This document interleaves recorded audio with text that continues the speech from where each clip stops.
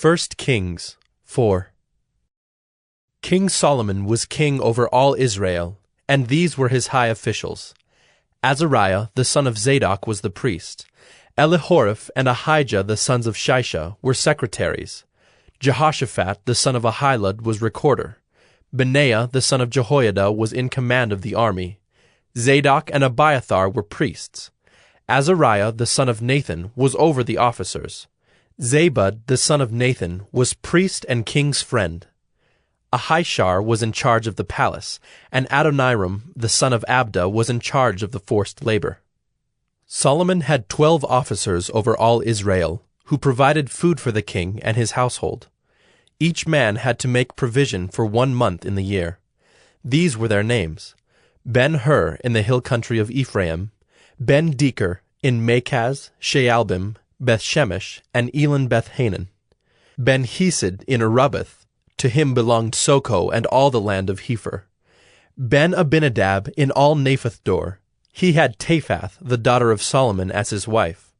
Baanah, the son of Ahilud, in Taanach, Megiddo, and all Bethshean that is beside Zarethan below Jezreel, and from Bethshean to Abel-Meholah, as far as the other side of Jokmeam. Ben-Geber in Ramoth-Gilead, he had the villages of Jair the son of Manasseh, which are in Gilead, and he had the region of Argob, which is in Bashan, 60 great cities, with walls and bronze bars. Ahinadab the son of Iddo in Mahanaim, Ahimaaz in Naphtali, he had taken Basemath, the daughter of Solomon, as his wife. Baanah the son of Hushai in Asher and Bealoth. Jehoshaphat the son of Peruah in Issachar. Shimei the son of Elah in Benjamin. Geber the son of Uri in the land of Gilead, the country of Sihon king of the Amorites, and of Og king of Bashan. And there was one governor who was over the land. Judah and Israel were as many as the sand by the sea. They ate and drank and were happy. Solomon ruled over all the kingdoms, from the Euphrates to the land of the Philistines and to the border of Egypt. They brought tribute and served Solomon all the days of his life. Solomon's provision for 1 day was 30 cores of fine flour and 60 cores of meal, 10 fat oxen, and 20 pasture-fed cattle, 100 sheep, besides deer, gazelles, roebucks, and fattened fowl. For he had dominion over all the region west of the Euphrates, from Tiphsah to Gaza, over all the kings west of the Euphrates. And he had peace on all sides around him. And Judah and Israel lived in safety, from Dan even to Beersheba, every man under his vine and under his fig tree, all the days of Solomon. Solomon also had 40,000 stalls of horses for his chariots, and 12,000 horsemen. And those officers supplied provisions for King Solomon, and for all who came to King Solomon's table, each one in his month. They let nothing be lacking. Barley also, and straw for the horses, and swift steeds they brought to the place where it was required, each according to his duty. And God gave Solomon wisdom and understanding beyond measure, and breadth of mind like the sand on the seashore, so that Solomon's wisdom surpassed the wisdom of all the people of the east and all the wisdom of Egypt. For he was wiser than all other men, wiser than Ethan the Ezrahite, and Heman, Chalcol, and Darda the sons of Mahol, and his fame was in all the surrounding nations. He also spoke 3,000 proverbs, and his songs were 1,005. He spoke of trees, from the cedar that is in Lebanon to the hyssop that grows out of the wall. He spoke also of beasts, and of birds, and of reptiles, and of fish. And people of all nations came to hear the wisdom of Solomon, and from all the kings of the earth who had heard of his wisdom. 1 Kings 5. Now Hiram, king of Tyre, sent his servants to Solomon when he heard that they had anointed him king in place of his father, for Hiram always loved David. And Solomon sent word to Hiram, You know that David, my father, could not build a house for the name of the Lord his God, because of the warfare with which his enemies surrounded him, until the Lord put them under the soles of his feet. But now the Lord my God has given me rest on every side. There is neither adversary nor misfortune. And so I intend to build a house for the name of the Lord my God, As the Lord said to David my father, your son whom I will set on your throne in your place shall build the house for my name. Now therefore, command that cedars of Lebanon be cut for me, and my servants will join your servants, and I will pay you for your servants such wages as you set. For you know that there is no one among us who knows how to cut timber like the Sidonians. As soon as Hiram heard the words of Solomon, he rejoiced greatly and said, Blessed be the Lord this day, who has given to David a wise son to be over this great people. And Hiram sent to Solomon, saying, I have heard the message that you have sent to me. I am ready to do all you desire in the matter of cedar and cypress timber. My servants shall bring it down to the sea from Lebanon, and I will make it into rafts to go by sea to the place you direct. And I will have them broken up there, and you shall receive it. And you shall meet my wishes by providing food for my household. So Hiram supplied Solomon with all the timber of cedar and cypress that he desired, while Solomon gave Hiram 20,000 cores of wheat as food for his household, and 20,000 cores of beaten oil. Solomon gave this to Hiram year by year, and the Lord gave Solomon wisdom as he promised him. And there was peace between Hiram and Solomon, and the two of them made a treaty. King Solomon drafted forced labor out of all Israel, and the draft numbered 30,000 men. And he sent them to Lebanon, 10,000 a month in shifts. They would be a month in Lebanon and 2 months at home. Adoniram was in charge of the draft. Solomon also had 70,000 burden-bearers and 80,000 stone-cutters in the hill country, besides Solomon's 3,300 chief officers who were over the work, who had charge of the people who carried on the work. At the king's command, they quarried out great costly stones in order to lay the foundation of the house with dressed stones. So Solomon's builders and Hiram's builders, and the men of Gebal did the cutting, and prepared the timber and the stone to build the house. 1 Kings 6.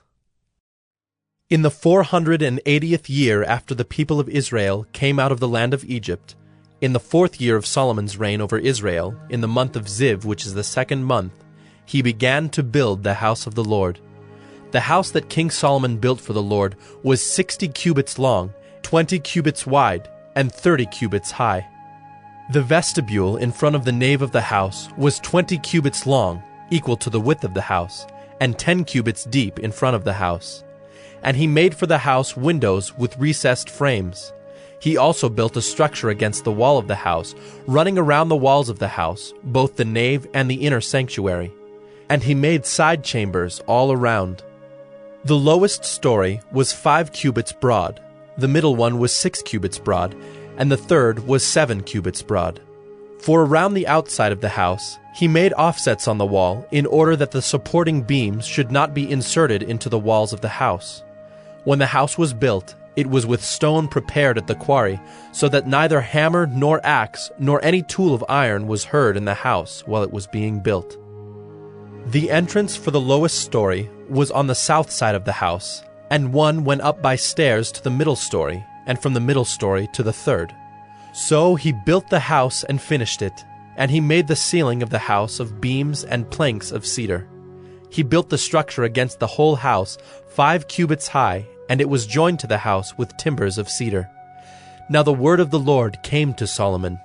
Concerning this house that you are building, if you will walk in my statutes and obey my rules, and keep all my commandments and walk in them, then I will establish my word with you, which I spoke to David your father, and I will dwell among the children of Israel, and will not forsake my people Israel.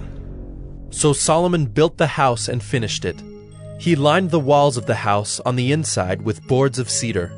From the floor of the house to the walls of the ceiling, he covered them on the inside with wood, and he covered the floor of the house with boards of cypress. He built 20 cubits of the rear of the house with boards of cedar from the floor to the walls, and he built this within as an inner sanctuary, as the most holy place. The house, that is the nave in front of the inner sanctuary, was 40 cubits long. The cedar within the house was carved in the form of gourds and open flowers. All was cedar. No stone was seen. The inner sanctuary he prepared in the innermost part of the house, to set there the ark of the covenant of the Lord. The inner sanctuary was 20 cubits long, 20 cubits wide, and 20 cubits high, and he overlaid it with pure gold. He also overlaid an altar of cedar. And Solomon overlaid the inside of the house with pure gold, and he drew chains of gold across in front of the inner sanctuary, and overlaid it with gold. And he overlaid the whole house with gold, until all the house was finished. Also, the whole altar that belonged to the inner sanctuary he overlaid with gold.